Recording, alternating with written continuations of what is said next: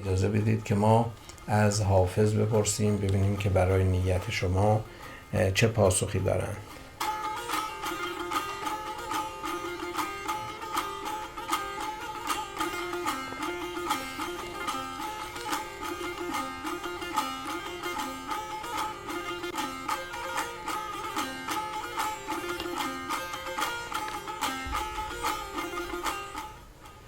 بسیار بسیار نیت خوبی است و حافظ هم خیلی جالب به این نیت شما که برای بشریت هست پاسخ دادم.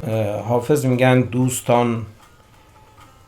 دوستان دختر رز توبه ز مستوری کرد، شد سوی محتسب و کار به دستوری کرد.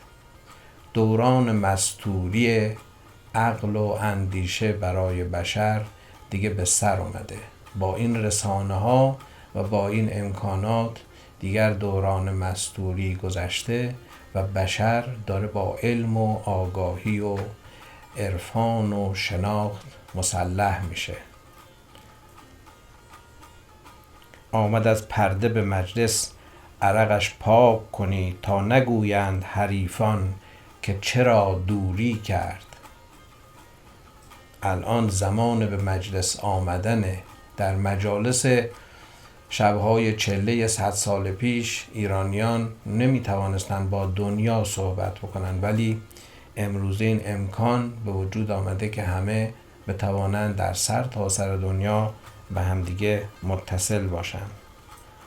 حافظ افتادگی از دست مده، زان که حسود عرض و مال و دل و دین در سر مغروری کرد. خطری که بشر رو تهدید میکنه بر اساس اون نیتی که شما داشتید به عنوان یک راهکار در تخلص حافظ در بیت آخر میگه همین نگرانی از آبرو، نگرانی از مال، نگرانی از علاقه ها، نگرانی از باورهای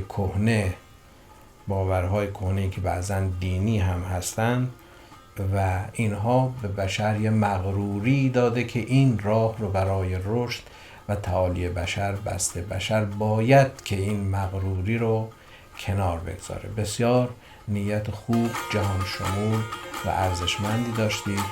بسیار عالی.